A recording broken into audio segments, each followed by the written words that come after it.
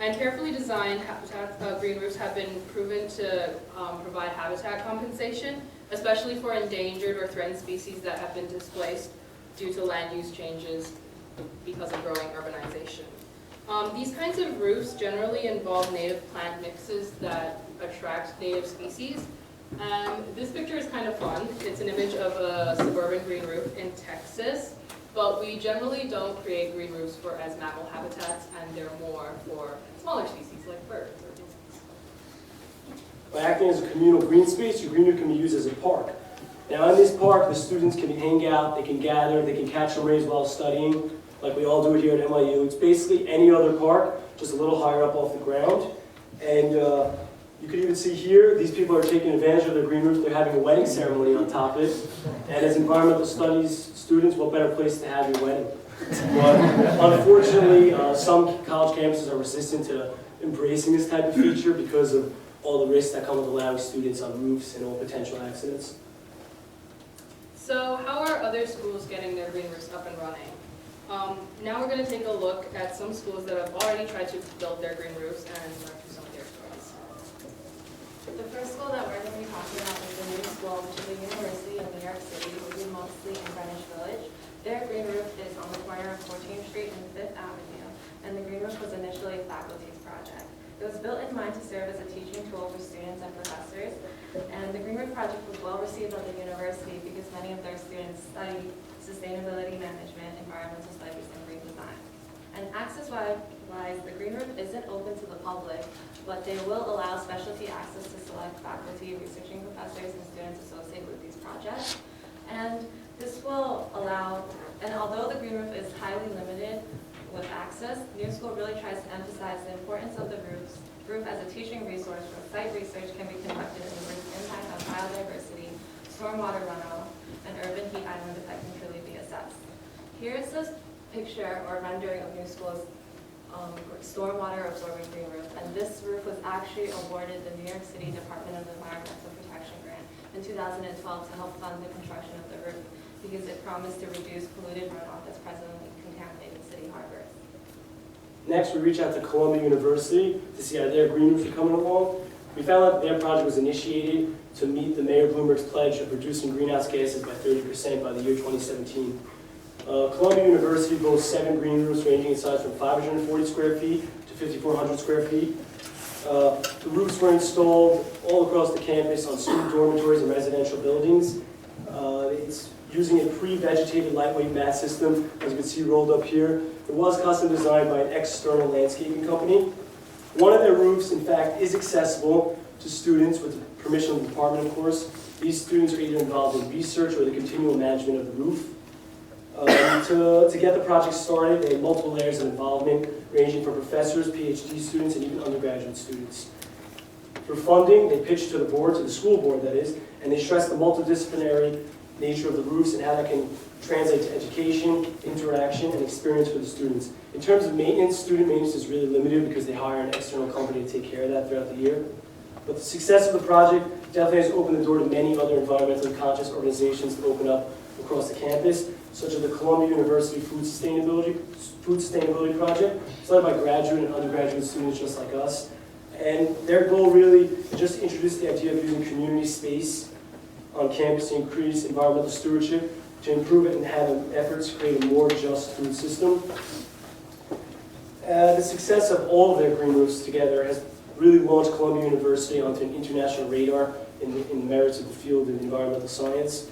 And in this picture you can see weather stations installed on the green roofs. These weather stations are recording different types of metrics ranging from wind speed, sunlight, temperature, air quality, all those types of things.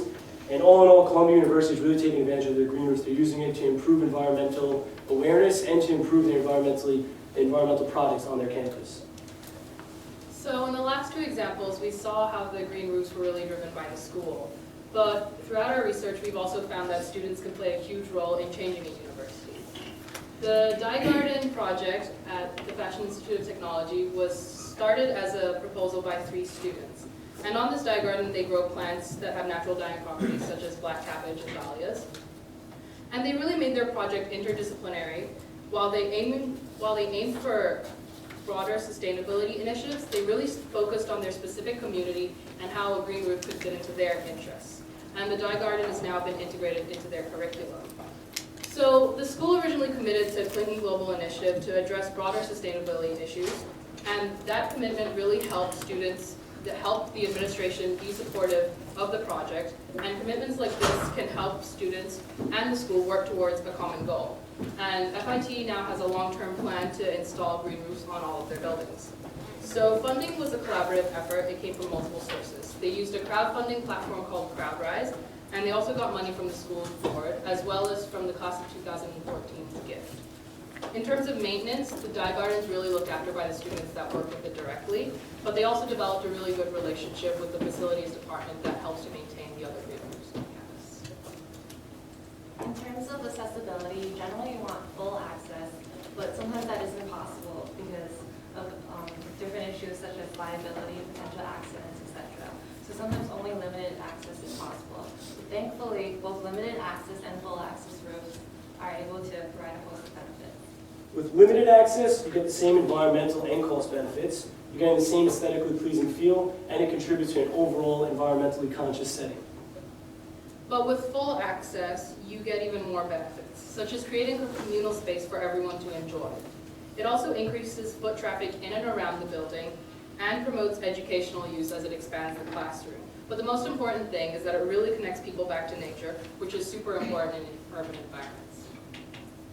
Now for the financial implications and the burden on your budget, let's break down the figures for you. You're going to have the extensive green roof. That's going to cost you anywhere from $8 to $15 per square foot. And your intensive green roof, depending on your plant selection or the varying soil depth, anywhere from $25 or above per square foot. But really, money should not be keeping your project grounded. As we learned from a lot of industry professionals and all of our case studies that they showed us, there's tons of resources available to you. We have these a lot more in detail in our guide, which is going around, you guys can look at it. And, but just to name a couple examples, you can always look at the EPA's website to look for relevant agencies. Just to name a few, there's always the Department of Environmental Protection, always a go-to. I know here in New York City they have the Green Infrastructure Grant, and many cities offer city-specific, region-specific grants. Bottom line, the federal government is literally pouring millions of dollars into more environmentally conscious projects, so there's always available. You can go out there and take advantage of it. Additionally, in the long run, green roofs will help save you money. They reduce your heating and cooling costs by 30%. They can merit you some tax credits and tax alleviations. And it's just an important investment into our urban infrastructure going forward. So what did we learn? Green roofs are a great way to enhance education and expand the classroom. And students can definitely play a huge role in changing their university.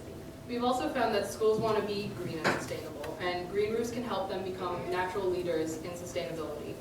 Creativity is also key for funding and making partnerships, and alumni and university donors are a great way to find funding, and crowdfunding and government grants. Be sure to keep in mind a healthy communication between faculty and students is key for the continual success of your green roof. Most importantly, everyone should have a green roof, so get out there and make it happen. We hope that our guide helps inspire students all across the nation to get out of the classroom and onto their roofs. We'd like to give our special thanks to all the teachers, students, and administrators who helped us compile information for our case studies and made this project possible. Also, a big thank you to George Rice from NYU Landscaping and Richard Wenner from NYU Polytech, who came to speak to our class about the culture of sustainability on university campuses. Currently, our guide is being reviewed for the final changes by industry professionals, so a big thank you to them in advance, and we hope to have the final version of the guide ready to give to all of you guys in the upcoming weeks. Thank you.